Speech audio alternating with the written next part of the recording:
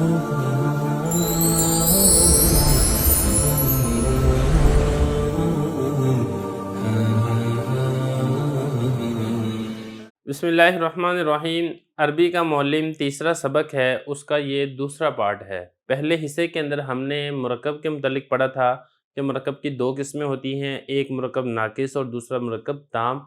आज के सबक से मुरक्कब नाकिस की पहली किस्म का बाकायदा आगाज़ किया जा रहा है और ये किस्म है मुरक्कब तौसीफ़ी। तो ये बता रहे हैं, पहली बात इन्होंने यही कही कि मुरक्कब नाकिस कई किस्म का होता है, तौसीफ़ी भी होता है, इज़ाफ़ी भी होता है, अददी भी होता है, इसके अलावा भी होता है। जिन में से मुरक्कब तौसीफ़ी का बयान यहाँ किया जाता है, यानी आज के सबक के अंदर मुरक्कब तौसीफ़ी के मुतालिक बताया जाएगा मुरक्कब तौसीफ़ी होता क्या है और मुरक्कब तौसीफ़ी के लिए कौन कौन से अहकामात हैं, कौन कौन सी शराइत हैं, किन किन चीज़ों और बातों का ख़याल और लिहाज रखना ये ज़रूरी है। जो बाकी मुरक्कब नाकिस की अक़साम है वो इंशाअल्लाह आगे चल के जुमले की बात के अंदर आएंगी। तो यहाँ से सबसे पहले तो इसकी तारीफ़ कर दी मुरक्कब तौसीफ़ी की कि जिस मुरक्कब में दूसरा लफ्ज़ पहले की सिफ़त बताए वो मुरक्कब तौसीफ़ी है। जो तौसीफ़ी है ये सिफ़त से है, यानी दूसरा लफ्ज़ पहले की सिफ़त बताए। अच्छी सिफ़त भी हो सकती है, बुरी सिफ़त भी ये हो सकती है। जैसे रजुलुन सालिहुन, कोई एक मर्द नेक। अब इस मिसाल में आप देखें, जो सालेह है ये रजुल की सिफ़त है, रजुल मौसूफ़ है और सालेह इसकी सिफ़त है। तो राजुल की नेकी की सिफत बताता है, तो साले को हम कहेंगे सिफत, और जिसकी सिफत बताई जा रही होगी उसको कहा जाएगा मौसूफ।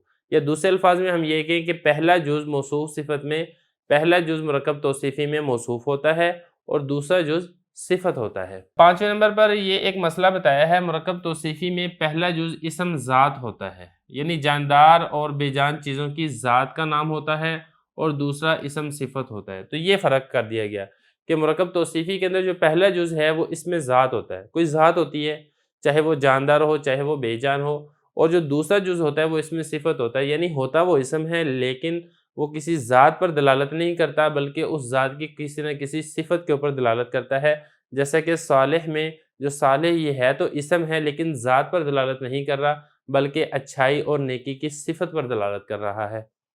यही कहा कि दूसरा इसमें सिफत, देखो मिसाल में रजुल इसमें ज़ात है और साले इसकी सिफत है, तो ये तो एक हो गया इसका मसला। इसके अलावा इसकी कुछ और मसाइल भी हैं, वो भी हम इंशाल्लाह पढ़ते हैं। अगला उसूल समझें, मुरक्कब तौसीफ़ी में पहले जुज़ को मौसूफ़ और दूसरे को सिफत कहते हैं। तो चूँकि ये मुरक्कब होता है इसके कम से कम दो अज्ज़ा होंगे, दो से ज़्यादा भी हो सकते हैं। पहले जुज़ को मौसूफ़ कहा जाएगा, मौसूफ़ यानी जिसकी सिफत बताई जा रही है, और दूसरे को सिफत कहा जाएगा जो कि मौसूफ़ की वजाहत कर रही होती है। जैसे कि रजुलन मौसूफ़ है और साले उसकी सिफत है, क्योंकि ऊपर मिसाल ये गुजरी थी रजुलन सालिहुन, तो उसी की यहाँ पर इन्होंने वजाहत कर दी है। आगे देखें, मौसूफ़ नकरा हो तो सिफत भी नकरा होगी वरना मारिफा। अगला उसूल ये है कि मौसूफ़ और सिफत में नकरा और मारफा होने के एतबार से मुताबिकत होती है। अगर मौसूफ़ ये नकरा है तो सिफत भी नकरा ही आएगी, अगर मौसूफ़ मारिफा है तो सिफत भी मारफा आएगी। ऐसा नहीं हो सकता कि मौसूफ़ नकरा हो और सिफत मारफा हो, या मौसूफ़ मारफा हो और सिफत नकरा हो, इस तरीके से नहीं आ सकती। जैसा कि मिसाल में रजुलुन सालिहुन में दोनों जुज़ नकरा हैं, और अगर इसको अर्रजुलुस सालिह कर दिया जाए तो फिर ये दोनों मारफा बन जाएंगे। अब ये मारफा क्यों बनेंगे? क्योंकि ये उसूल है, नकरा पर जब अलिफ लाम दाखिल होता है तो नकरा नकरा नहीं रहता बल्कि नकरा ये मारफा बन जाता है। आगे देखें, जो इराबी हालत मौसूफ़ की होगी वही सिफत की होगी। अगला मसला ये बताया है कि अगर मौसूफ़ फ़ाइल बन रहा है तो सिफत भी फ़ाइल ही बनेगी, अगर मौसूफ़ मुब्तदा बन रहा है तो सिफत भी मुब्तदा ही बनेगी, अगर मौसूफ़ ख़बर बन रहा है तो सिफत भी ख़बर ही बनेगी, अगर मौसूफ़ मफ़ूल बन रहा है तो सिफत भी मफ़ूल ही बनेगी।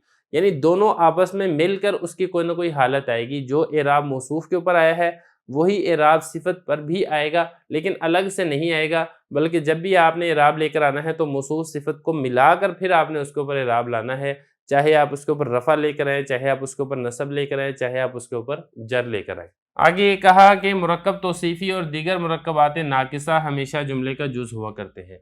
ये एक बात भी बड़ी समझने वाली है। देखिए, जुमले के दो जुज़ होते हैं, एक को कहते हैं मुस्नद, दूसरे को कहते हैं मुस्नद इलैह।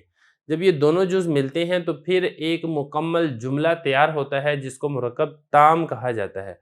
तो खुलासा ये कि मुरक्कब ताम में मुस्नद का होना भी ज़रूरी है, मुस्नद इलैह का होना भी ज़रूरी है। تو یہ جو مرکب ناقص ہے یہ ایک جز ہوگا، یعنی یا تو یہ مسند بنے گا یا پھر یہ مسند الیہ بنے گا۔ یہ نہیں ہو سکتا کہ مسند اور مسند الیہ دونوں بن جائیں، کیونکہ اگر مسند اور مسند الیہ دونوں بن جائیں گے تو پھر یہ مرکب ناقص نہیں رہے گا بلکہ مرکب تام بن جائے گا۔ تو دو مرکب ناقص مل کر ایک مرکب تام بن سکتے ہیں، لیکن ایسا نہیں ہے کہ مرکب ناقص پورا ہی مرکب تام بن جائے، ایسا نہیں ہو سکتا۔ ایک جز ہوگا یا مسند ہوگا یا پھر یہ مسند الیہ ہوگا۔